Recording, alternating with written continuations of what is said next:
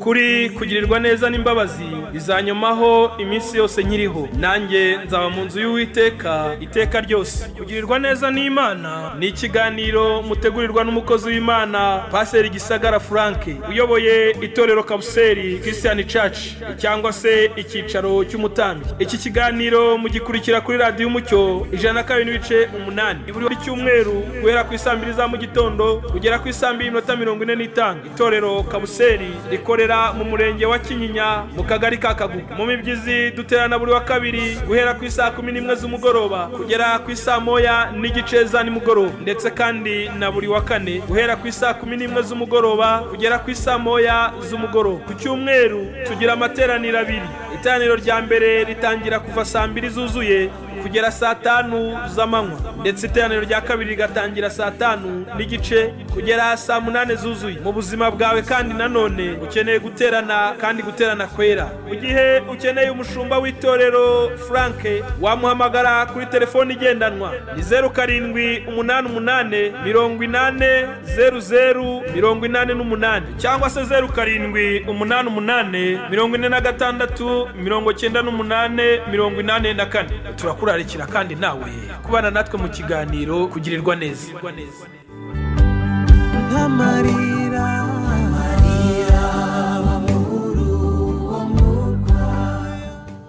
Haleluya. Yesu nashimwe cyane. Ndabashuhuje ubwoko bw'Imana. Imana yo mwijuru bamugisha kandi mugire igitondo cyiza, igitondo cy'umugisha. Kugira ngo nshimire cyane abo dukomeje kubana muri aya masengesho y'iminsi 21. Uyu munsi tugeze ku munsi wa 14.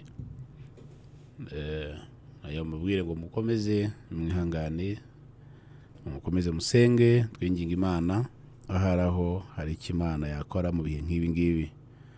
Gusenga ntabwo nta masengesho ajya agenda ngo usenga ngo hanyuma agende Imana idashubije. Imana isubiza mu buryo butandukanye, abigisubiza mu buryo butandukanye nuko twabitekerezaga. Hari igihe ishobora gusubiza ibyo wasengeraga, ariko hari n'igihe ishobora gusubiza ibitari kuri Kristo ibyo wasengeraga, kuko niyimenya ibiri priority ku buzima bwacu. Yesu nashimwe cyane. Hari igihe rero wibwira uti nasenze ariko nabonye ibyo nasabye Imana ntabwo yabikoze, nyamara hari ibyo yakoze bitari biri kuri Kristo ibyo wasengeraga, kubera ko ari imenye ibyo ukeneye mu gihe runaka. Twebwe biragoye, hari igihe wumva ibyo ushaka n'ibyo ukeneye ariko ugasanga atari byo Imana yabonaga ko ari byo ukeneye mu gihe nk'icyo ngicyo. Rero Imana irasubiza, ubuhamya burahari, natwe ubwacu turi bihamya kandi turi n'ubuhamya bw'ayo masengesho. Yesu nashimwe cyane. Dukomeze rero dufite intego yacu ivuga ngo Uwiteka Imana Mpishurira Amayobera. Natangiye nsobanura icyo twita amayobera n'iki ni ibiki. Twabegeye inzozi umwami Nebukadinezari yarose, yamara kuzirota akamubera amayobera, akabura ubusobanuro bwazo. Bibiliya iravuga ngo amaze kuzirota ngo ahagarika umutima cyane, ashakisha uwamufasha kuzumva, ashakisha uwamufasha kuzisobanura, biranga. Amagara abanyabwenge yari afite, abakonikoni yari afite, abapfumu yari afite, abacunyi yari afite, baragerageza biranga, kuko hari haje ibitandukanye n'ibyo bari bazi n'ibyo bari barize ku cyane cyane bucize n'ababwiye neza ukuntu abantu bo muri Babylon cyangwa se ba Babylon Empire aho bari bageze mu bwenge, mu bumenyi, ugereranyije n'abagiriki aho bari n'abanyegiputa aho bari, bamwe bari mu developer za science na za physique n'imibare. Ariko abandi Babylon bo bigaga cyane cyane bijyanye no kumenya ikirere. Nicyo gihe bavumburaga imibumbe igaragiye izuba, nicyo gihe bamenyaga ku isi izenguruka, nicyo gihe bamenyaga ibi by'ubwira kabiri, nicyo gihe bamenyaga ese n'iki gitera kuba ku manywa n'iki gitera nijoro. Bari bazi ikirere, baracyumvaga cyane. Bamenyaga inyenyeri, nicyo gihe batangiye kuvumbura ko ukwezi kutagira urumuri, aho ukwezi gukoresha urumuri ruvuye mu zuba. Nicyo gihe bamenyaga ko izuba ritagenda rihamye hamwe, ariko isi ihora ari isi izenguruka ndetse n'urudodo isigenderaho.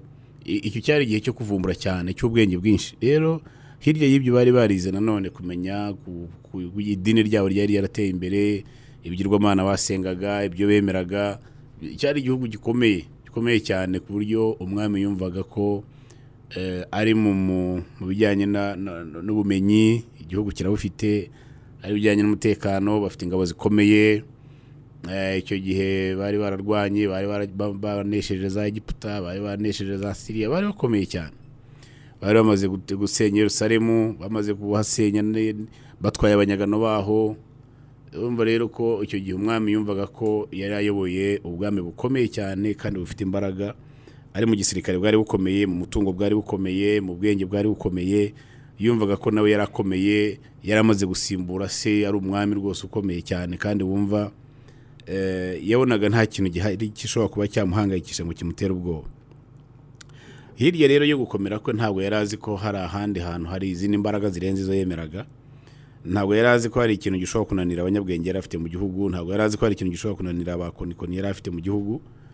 Uwo munsi rero arota inzozi, amaze kuzirota biravuga ngo arazibagirwa. Amaze kuzibagirwa rero araza ahamagara babapfumu be n'abakonikoni, barababwira ngo nimuze mukore. Bagomba gukora ibintu bibiri. Ikintu cya mbere kwari ukuzibuka kandi atari bo bazirose. Icya kabiri kwari ukumuha ubusobanuro bwazo.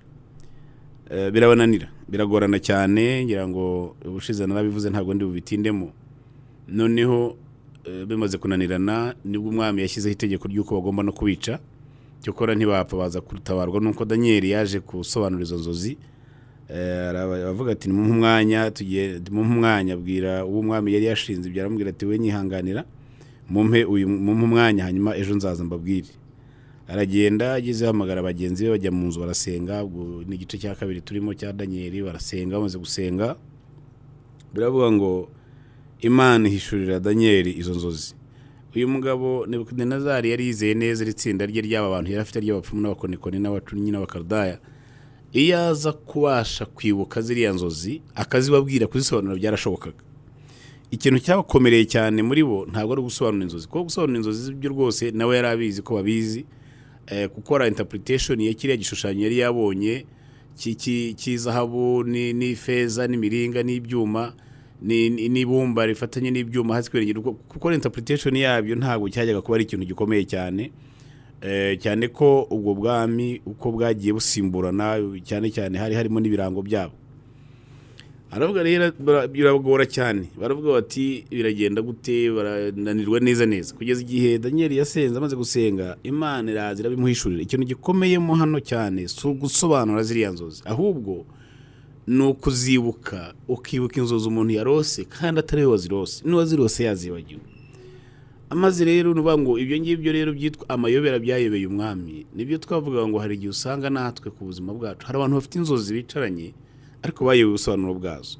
Hari abantu bafite amayerekwa, hari abantu bafite visions zitandukanye, hari abantu bafite ibintu byinshi bicaranye ariko bayobewe ubusobanuro bwabyo. Hirya y'ibyo nanone nuvuga ngo hari igihe tubona iyo tugiye dukora interpretation y'ibintu bigenda biba ku buzima bwacu, ukabitondekanya uhereye mu bwana bwawe ukivuka, ukavuga uti ndibuka igihe navutse habayeho uko numva babimbwira, bambwira ko mu gihe cyo kuvuka kwanjye bitari byoroshye, navukiye mu bihe bimeze gutya na gutya. Ugakomeza ukuntu wagiye struggling mu buzima, ibyagiye bikugora, aho wageze bikemera, aho wageraga bikanga, uko ugenda uterateranya ibyo bintu utangira kwibaza ngo ariko buriya igihe navutse sincere Imana yabitekereza, Imana yabivugaga hiki. Ese Imana yishaka ko nzakora iki? Imana ishaka ko nzaba ndi ngereranyije n'uwo ndiwe ubu, ngereranyije n'uko nabayeho n'ubuzima naciyemo, n'ibyo nagiye mpura nabyo kenshi. Niki kugeza uyu munsi Imana iravuga iki ku buzima bwanjye? Wenda sinagize amahirwe yo kuvukira mu muryango w'abatambyi cyangwa se w'abahanuzi ngo babe Imana yarababwiye uwo nzaba we, cyangwa ngo wenda bandere nk'umuri umuhamagaro wanjye. Iyo tuza kugira Imana twese tugasanga duvukiye mu miryango yabashe gusobanukirwa umuhamagaro wacu nabo tuzababo, hari ibintu byinshi twaciyemo tutakabaye twaraciyemo, hari ibintu byinshi twakoze tutakabaye twarakoze. Baratufashije bakaturera bijyanye n'imihamagaro yacu. iyo rero bitagenze gutyo utegereza Imana ubwayo ikazaza ikakwishakira ikagukurayo.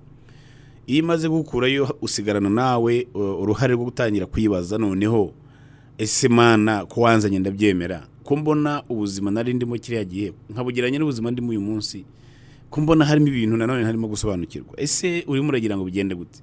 Ukiga kugenda ubana n'Imana, uvugana n'Imana bijyanye n'ubwo buzima. Uyu munsi rero turaganira nanone kuri iryo jambo rivuga ngo amayobera y'ubuzima bwanjye, ariko kandi ahishwemo umugambi w'Imana. Yesu nashimwe cyane. Hari amayobera y'ubuzima bwanjye, ubwo nawe uravuga bwawe. Iyo ndimo nigisha cyane cyane mashaka kugira ngo ibintu ndimo kuvuga ubikurure ube wowe. Yewe uko mvuga ndavuga ndimo ndavuga kuko ntabwo ndi bukoresha urugero rwawe, wenda tutari kumwe cyangwa se ntakureba kuri munkurikira. Ninkoresha urwanjye nawe ujye ukurura ibi ndimo mvuga wishyiremo izina ryawe uvuge ngo ngewe. Nimvuga ngo amayobera y'ubuzima bwanjye, ariko kandi ahishwemo umugambi w'Imana, utangire kwibaza ngo ngewe uyu nguyu ngewe wicaye aha ngaha ndimo nkurikira radiyo y'umucyo, ndimo nkurikira uyu mwigisha, ese ubuzima bwanjye bufitemo ayahe mayobera? Ese muri aya mayobera mbona ndamenya nte ko harimo umugambi w'Imana? Ese nashimwe cyane. Umugambi w'Imana ndawushakira he muri aya mayobera? Ese ko mbona ibintu byanyobeye byose byivangavanze, ndahera mbwire ngo nibyo byivangavanze hari Imana ishobora kubivangura. Irabivangura, yabashije kuvangura isi igihe yari yarasenyutse, ikongera ikakura isi mu mazi, igatandukanya ikintu n'ikindi, igatandukanya amazi n'ubutaka, igatandukanya, ikarema isanzure mu kirere, ikarema buri kintu cyose, ikintu cyose ikagiha umurongo wacyo, ikagiha inzira yacyo, igashyiraho hejuru mu inyenyeri uko zigenda n'uko ukwezi kugenda ntizigongane, nta mpanuka igiba mu kirere mu nyenyeri kandi ari nyinshi ziri hejuru hariya. Iriya Mana ibasha gukora biriya n'iby'ubuzima bwawe ishobora kubivangura ikabiha umurongo, ikintu cyose kikagendera mu mwanya wacyo kandi mu murongo wacyo. Yesu nashimwe cyane.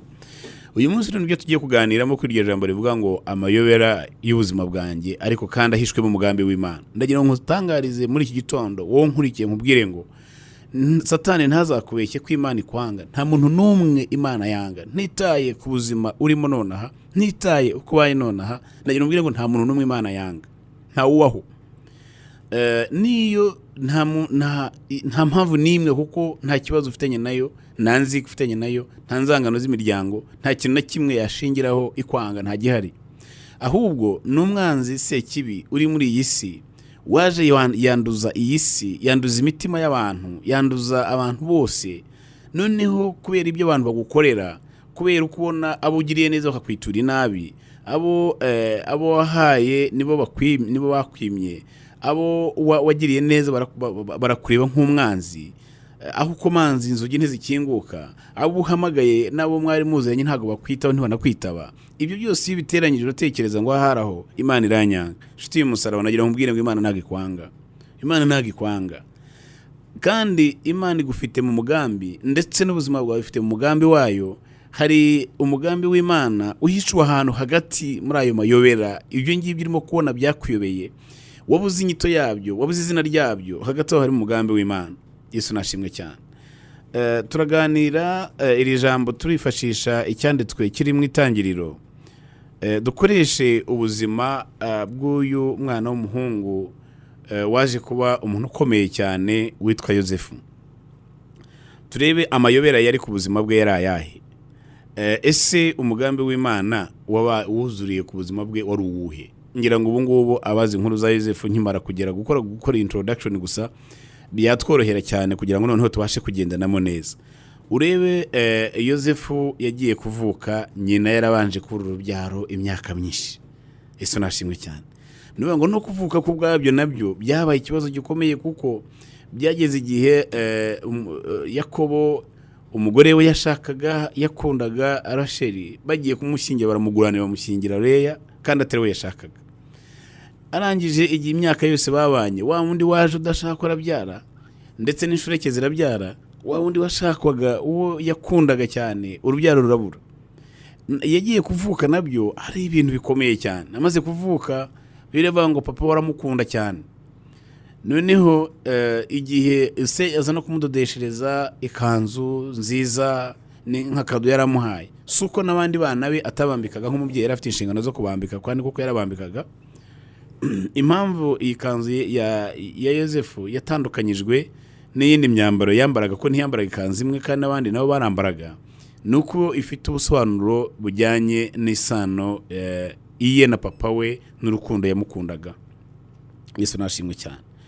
Noneho arakomeza, iyi ngiyi nayo n'inyigisho kwayo ntabwo ari ndi bwigisheho uyu munsi, reka nkomeze gusa tuvugiye ku mayobera y'ubuzima bwa Yosefu, ariko kandi yarahishwe mu mugambi w'Imana.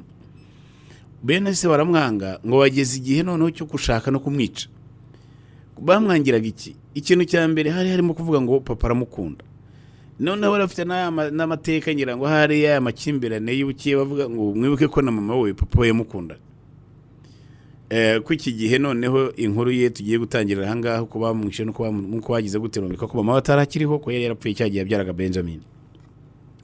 Yosefu hirya yo kuba se yaramukundaga, hirya yo kuba yaravutse ku mugore wari wose yari yarakunze cyane, yari yararambagije, yari yarakoreye, yaratendeye imyaka 7 bakongera bakamugerekaho n'indi nanone.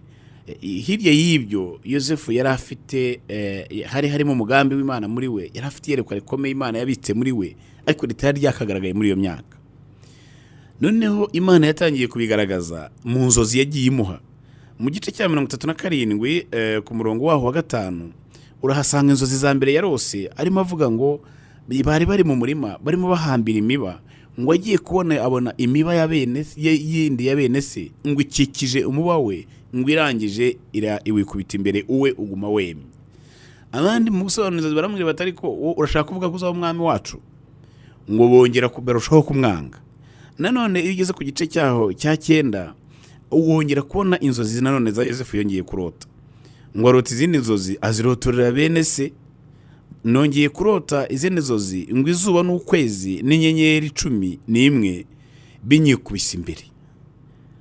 Azirotorera se na bene se. Saramucyaha aramubuza ati izo nzozi n'inzozi iki? Nukuri jye na nyoko na bene so tuzaza twikubite hasi imbere yawe. Bene se bamugirira ishyari, ngo ariko se akajya yibuka ayo magambo. Yesu nashimwe cyane. Uko rero barushagaho kumwanga, igihe cyaje kugera noneho ukomeje hepfo ku 12 na 17 na 18, uko se yaje kumubwira ngo agenda ajye kureba bene se aho bari mu rwura, aho baragiye ngo arebe amakuru yabo, arebe niba ari amahoro azamubwire. Ngo aragenda, ngo bamwitegera kiri kure cyane, bamubonye batangira gucura umugambi w'icyo bagiye gukora. Baravuga bati dore Karosi nguri yaraje. Ese Karosi yitumukorera iki? Noneho turamubonye, tugize Imana turamubonye hano twiherereye mu ishyamba, noneho na se ntahari, dukora iki? Baravuga bati nimureke tumwice, noneho turebe za nzozi yarotaga uko zizabaho, tumwice turebe niba ziri nzozi koko zizaza.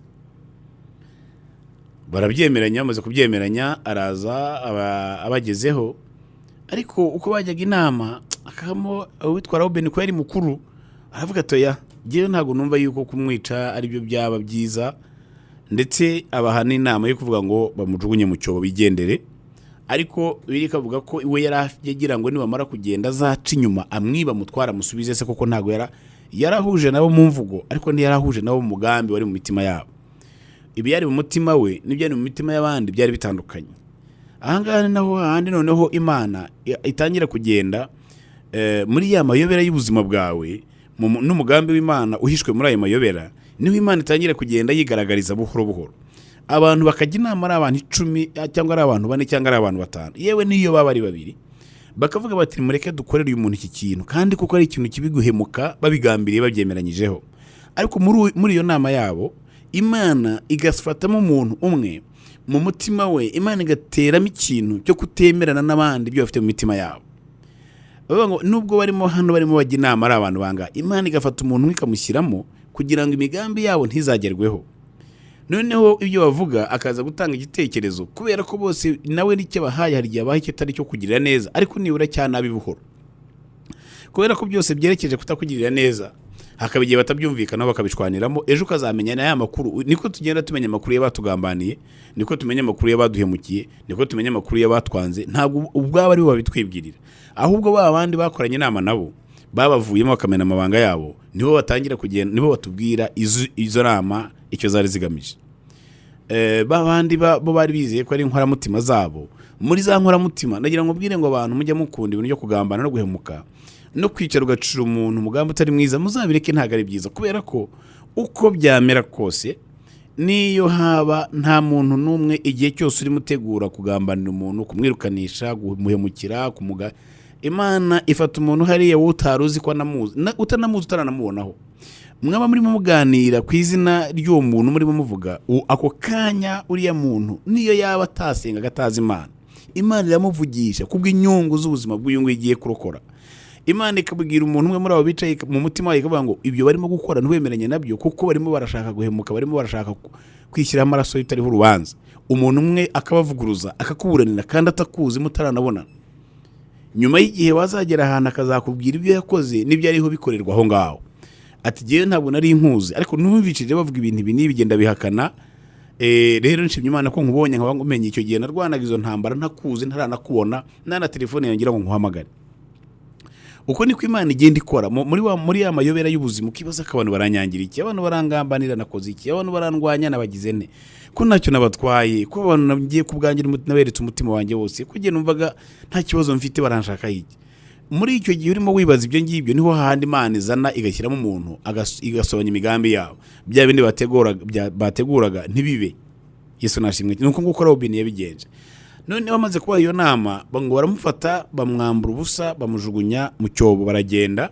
Bageze hirya baza kubona abantu b'Abishimayeli barabacuruzi bigendera, barabatereka tubagurisha uriye, kuko bagenda babaga bakeneye n'abikorera imizigo yabo, babacakara tumubahe bamutware. Inama izanwa na Yuda, baragenda barayitanga, baramugurisha. Maze kumugurisha aragenda, aza kugurwa n'Abanyagiputa, ari waje kumutwara kwa Potifari. Noneho dusubira inyuma gakeya mbabwira, buriya hari ahantu umuntu aca, hari inzira ducamo, hari societies tubamo zitandukanye. Iya mbere ni y'umuryango umuntu avukiramo, iya kabiri nanone iba aho umuntu aba akorera, iya gatatu nanone ikaba iy'abantu muhujwe n'ibihe runaka.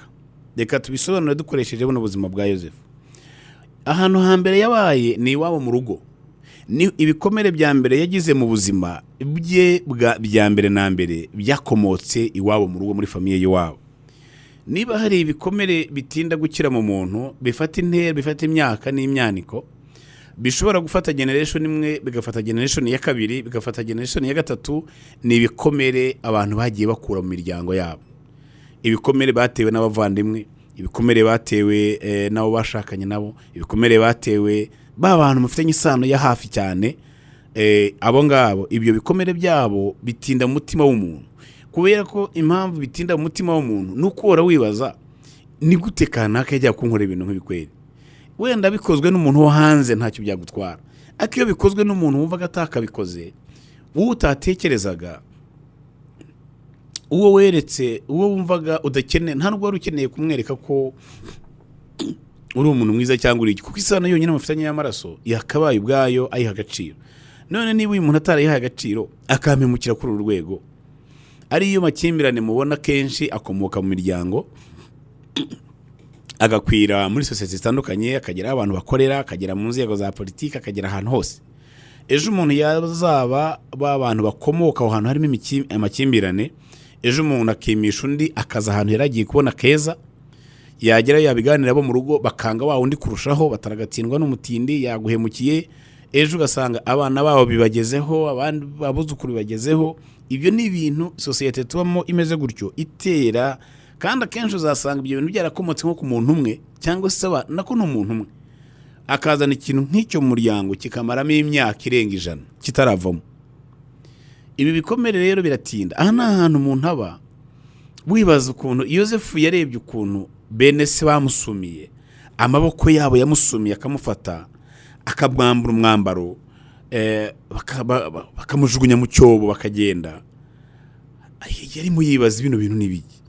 Abantu tuvukana mu rugo iwacu twicara tugasangira, twicaranye tugasangira, papa akatuganira nimugoroba akatubwira amateka y'Imana ye uko yagendanye n'Imana, akatubwira ukuntu inkomoko yo gucumbagira kwe ukuntu byaje, akavuga ukuntu yavuye iwabo akagenda akajya Harani, akajya kwa Labani, akabayo akamara y'imyaka nk'iyo yamaze yagashakira y'ababyeyi ba mama, akatubyara, akazi ukuntu yagiye ari nimba koko nta kintu afite na kimwe, nta mwana nta tungo ntaki, Imana ikamuha guhirwa.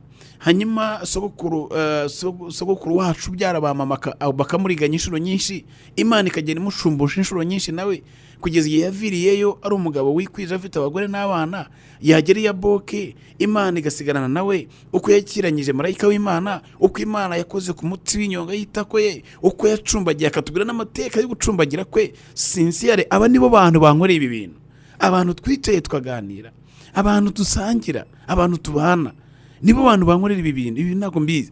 Niba hari ikintu kitungurana mu mutima w'umuntu kigorana no kwakira, ni ugutungurwa n'umuntu utaruzi ko yakora ikintu nk'icyo ku buzima bwawe akagikora.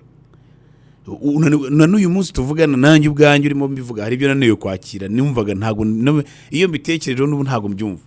Ndibaza kanaka uyu kweri umuntu ntekereza neza kwanza imbere n'umutima wanjye wose kuko arawuzi, nta na rimwe nigeze muhemukira, nta na rimwe nigeze mubeshya, nta na rimwe nigeze nkora iki n'iki.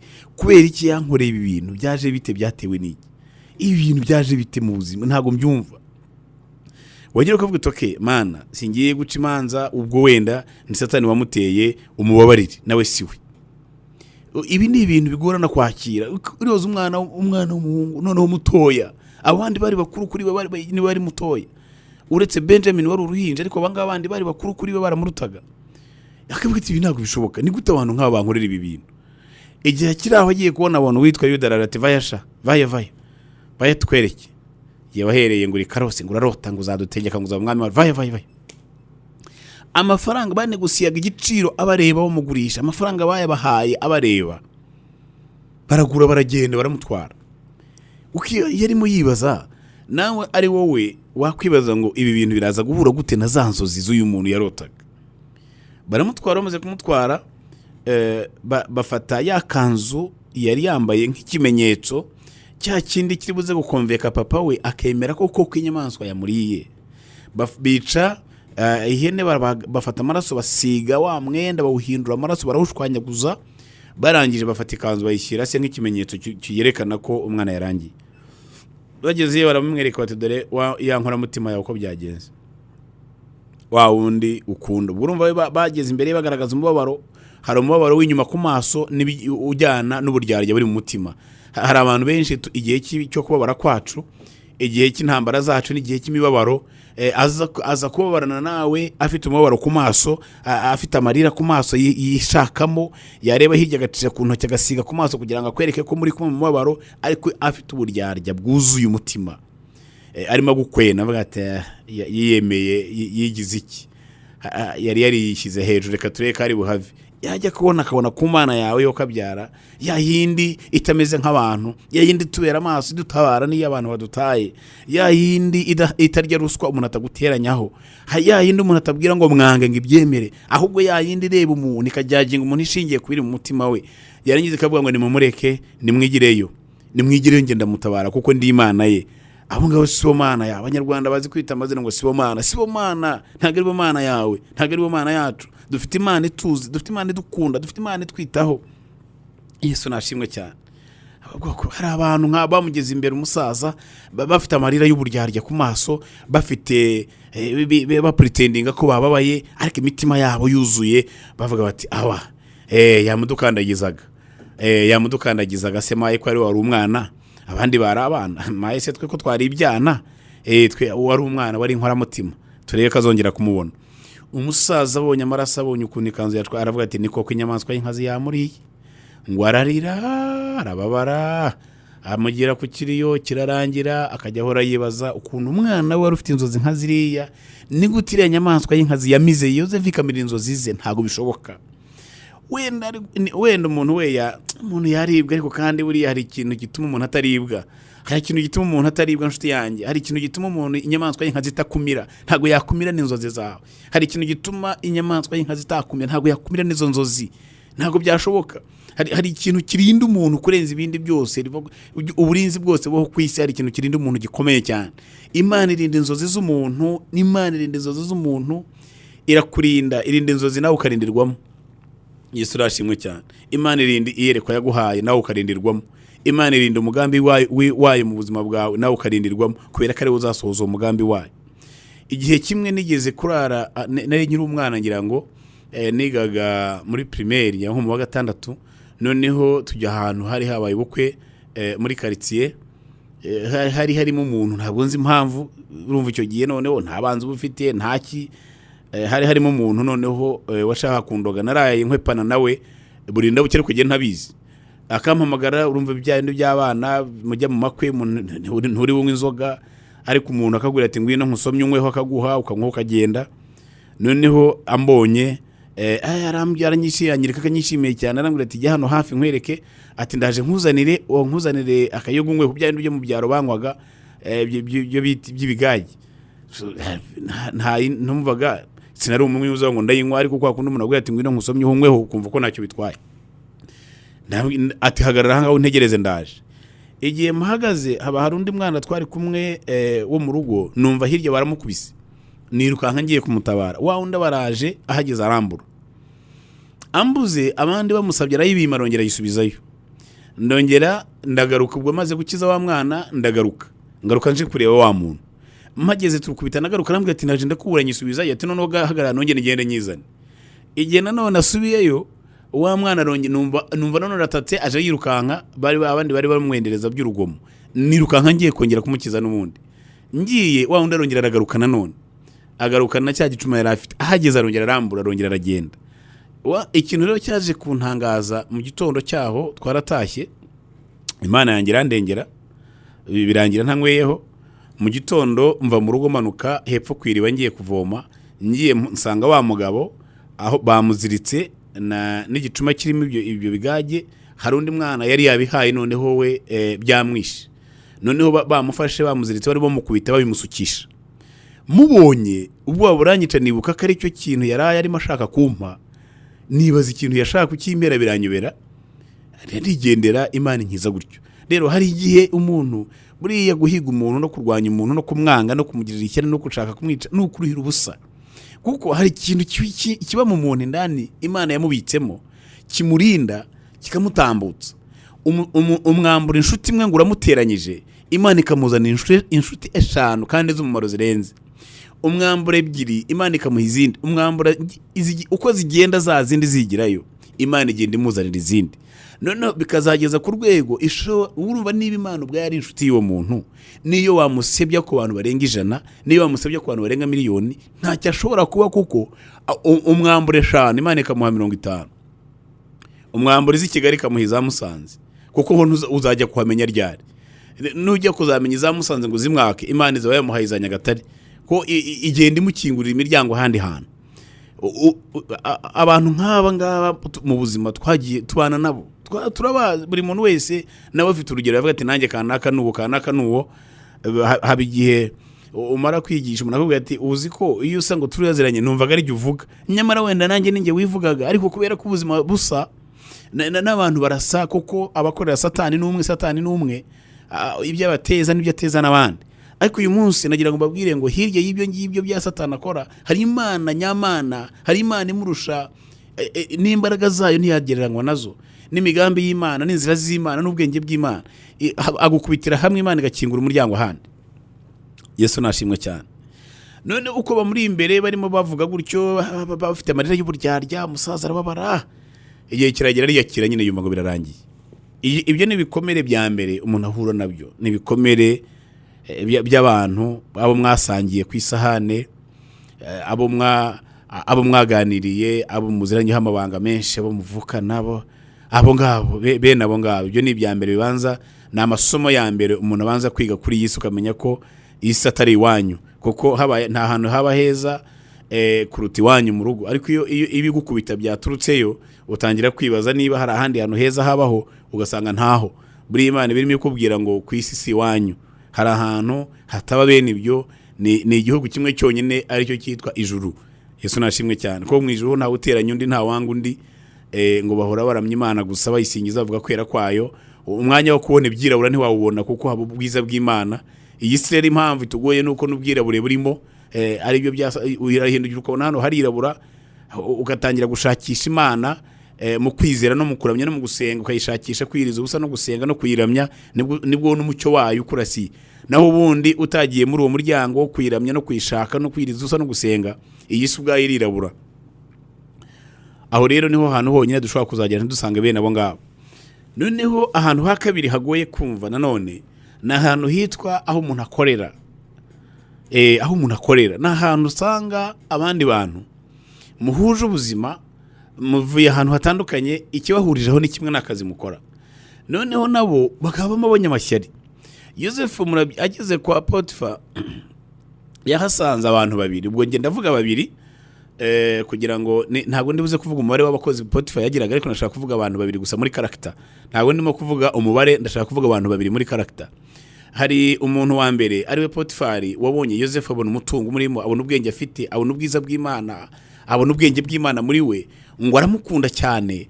Abonye umuhata akora, abonye ukuntu akora neza, abonye ukuntu ari umwana, ari umukozi mwiza, arangije aravuga ati uyu mwana reka muzamure. Ngo aramuzamura amugira umuyobozi iwe n'imitungo ye yose. Uyu mugabo Potifa ntimugire ngo yari umuntu woroshye, yari umuntu w'umukire cyane kandi ukomeye kandi wubashywe ibwami. Nuvuga ngo yari umuntu ukomeye cyane, afite imitungo myinshi cyane. Uyu rero ntugire ngo yari manager w'inzu, yari manager w'imitungo yose ya Potifa, kuko Potifa yari afite izindi nshingano z'igihugu yabagamo.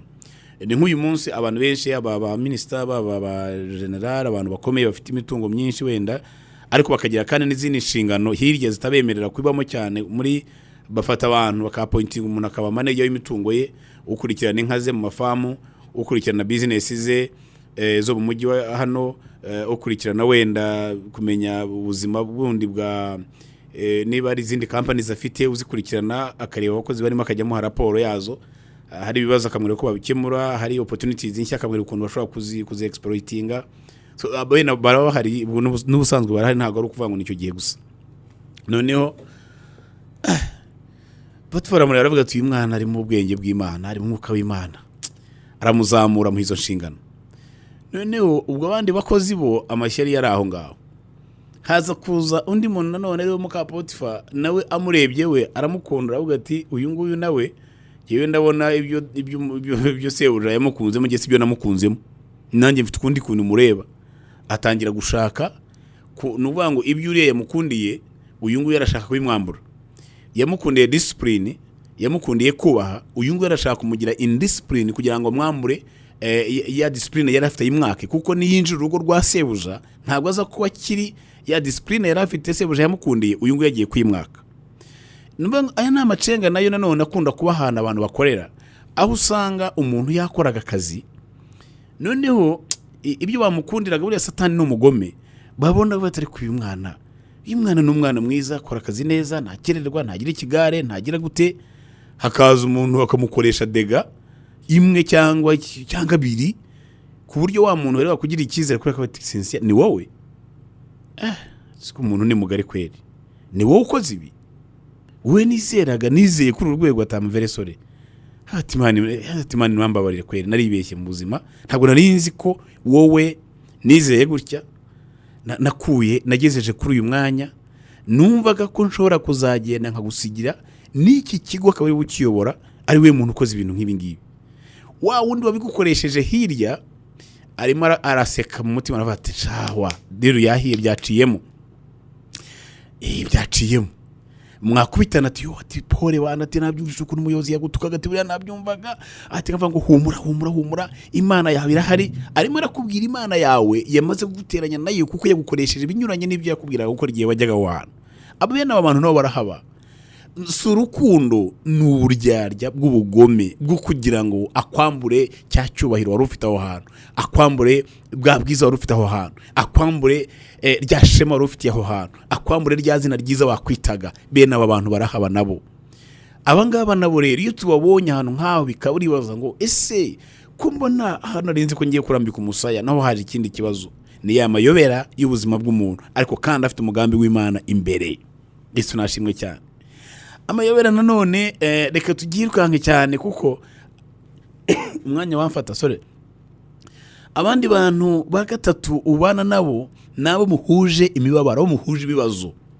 Ba bandi muhura mukaganira inzara, mukaganira ubukene, mukaganira ubushomeri, mukaganira ukamuganyira.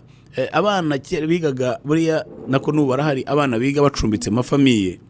Iyo bahuriye ku mashuri umwe aganira undi ahacumbitse kwa mufashe, undi akaganira undi ahacumbitse kwa mufashe, undi akaganira undi ahacumbitse kwa mufashe.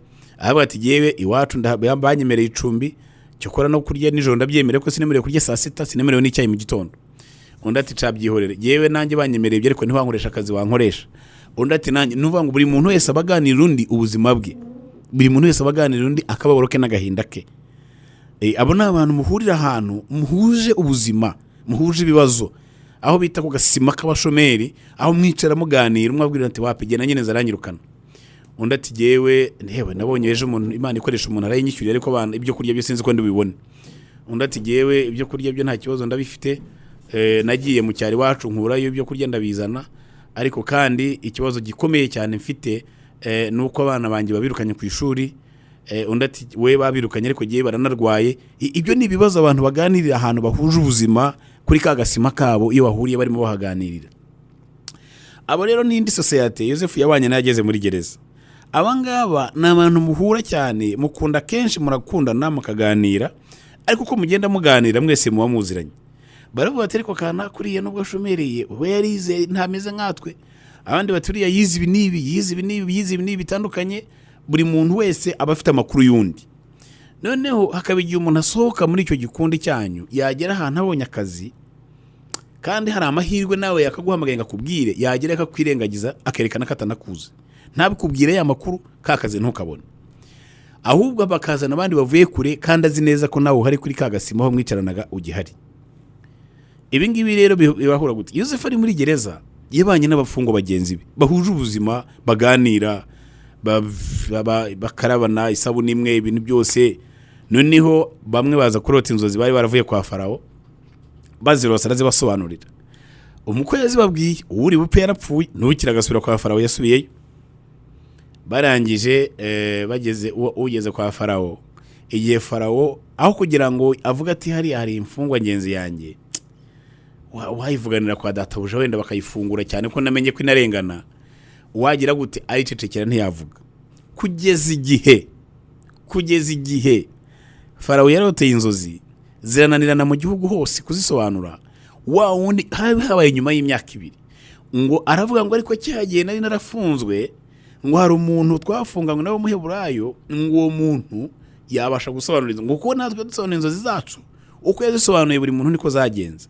Nuvuga ngo yamwibutse nyuma y'imyaka 2 nabwo mwibutswa nuko haje ikintu abandi bananiye gukora, yibuka ko ari undi muntu washobora kugikora cyagiye, nibwo yaje kumwibuka. Aba ni abantu mubana nanone muhuje umubabaro, muhuje ubuzima, ariko umwe yasohoka amageze hanze cyangwa babiri bageze hanze ntibibuke bagenzi babo. Ahangaha rero nanone muri aho niho hahandi nka Yosefu yicaye muri gereza, yibuka icyobo yavuyemo bene se bagiye kumwica, yibuka kwa Potifa ukuntu yahavuye azira ubusa, yibuka ukuntu bene se bamwanze bamuziza ubusa, arebye ukuntu ari muri gereza azira ubusa. Aho niho utangira kwibaza ngo ariko se ubuzanzoza Imana yampaga, ntabwo nari nzi ko Imana ibeshya, ariko mbonye ko Imana ibeshya, kubera ko iyo abaziranzozi narose koko ari zaravuye ku Mana, ntabwo nakaye ndi muri ubu buzima. Shuti yanjye, niyo mpamvu uyu munsi nakubwira ngo tumwe tuganira ijambo rivuga ngo amayobera, ariko kandi ahishwemo umugambi w'Imana. Amayobera y'ubuzima bwacu, y'ubuzima bwacu tubayemo, ariko afitemo umugambi w'Imana imbere. Ni nk'uko uyu munsi wabona ikintu cyitwa ironji, buriya rigira ibishishwa kandi bisharira, ariko muri biriya bishishwa bisharira iyo bimaze gukurwaho, imbere habamo umubisi uryoshye cyane. Amayobera y'ubuzima bwacu ahishwemo umugambi w'Imana imbere, ni nka ririya ronji. Ririya ronji ni biriya bishishwa nimara kuvaho inyuma, uzabona umutobe wo mwironje rizaryoha. Ariko uyu munsi kubera ko rironje gitwikiriye, hakiriho biriya bishishwa ritari ryashya neza, ntabwo uyu munsi racyagaragara kuri. Nanjye nagira ngo we warunkurikiye muri aka kanya, nagira ngo ayo mayobera y'ubuzima bwawe, ibyo ngibyo ubona urimo guhura nabyo, ntabwo byikuraho inzozi warose, ntabwo bikuraho ikijambo ry'Imana ryakubwiye, ntabwo bikuraho ubuhanuzi wahanuriwe, ntabwo bikuraho iby'Imana yavuze ku buzima bwawe. Nubwo ubona bimeze gutyo, ariko umugambi w'Imana ntupfa. Nubwo ubona bimeze gutyo, umugambi w'Imana uracyarimo. Ihangane, komeza usenga Imana, komeza wihangane, komeza ugire discipline, komeza wirinde kwiyanduza, utegereze umugambi w'Imana. igihe nikigera, isaha Imana yavuze, umunsi Imana yagennye, uwo munsi nugera uzabona ukuboko kw'Imana. Uwo munsi nugera uzabona amayobera yarahari azigirayo. Uwo munsi ryaronje rizakurwaho ibishishwa, uwo munsi umutobe waryo uzagaragara. Nanjye nagira mubwire ngo ndimo nsoza mbwire ngo ntucike intege, ntiwihebe, hari umugambi Imana ku buzima bwawe. Reka dushime Imana. Data mu izina rya Yesu ndagushimiye kuri Imana yacu. Uri Imana ituzi, uri Imana itwumva, uri Imana itwitaho, uri Imana idukunda, uri Imana iturwanira ishyaka. Mwami Imana ntawasa nawe, ntawagereranywa nawe, ineza yawe irahambaye, urukundo rwawe rurahambaye. Nyiri ibihe byose na n'uyu munsi kuba turiho n'ubuhamya. Hari ibyaje, hari byakabe byaraduhitanye, hari iminsi yakabe yaraduhitanye, hari aho twari dusebeye, hari aho twari twandagaye, hari aho ubuzima bwari bwanze, hari aho amahanga yaratubonye, hari aho isi yari dusetse, hari aho ubuzima bwari bugiye kwanga kandi byagaragaye ko n'ibimenyetso bihari. Ariko nyiri ibihe utagira urukugera, Mwami Imana uwo munsi waradutambukije. Uyu munsi turabo guhamya, turashima izina ryawe rikomeye, turavuga kugira neza kwawe nk'Imana, turavuga icyubahiro cyawe nk'Imana, turavuga ubwiza bwawe nk'Imana. Mwami Imana nubwo tubona amayobera ku buzima bwacu, ariko tuzi ko aya mayobera adashobora kumiriza inzozi. Tuzi neza ko aya mayobera dufite, tuzi neza ko ibingibi duhinyuza, tuzi ko ibingibi tugoye, tuzi neza ko ibingibi tubona bitugaragariza yuko utagihari nk'Imana. Turabizi ko uhari, turabizi yuko uriho, turabizi ko Imana idasaza, kandi tuzi neza ko nta na kimwe kizabuza umugambi wawe kuzura ku buzima bwacu. Ibyo wavuze kuri twebwe bizuzura, ibyo abahanuzi batubwiye bizuzura, ibyo ijambo ry'Imana byatubwiye bizuzura, ibyo watubwiye mu nzozi zawe bizuzura. Turi abagabo bo kubihamya Mwami, na n'uyu munsi turabyizeye kandi tuzi neza ko bizakunda. Urakoze urakarama Mwami Imana, icyubahiro n'amashimwe no gukomera n'ibyawe none iteka ryose, mu izina rya Yesu, amen. Imana iho umugisha bwoko bw'Imana, kandi mukomeze kugira icyumweru cyiza. Imana ya Isiraheli ibane namwe, amen.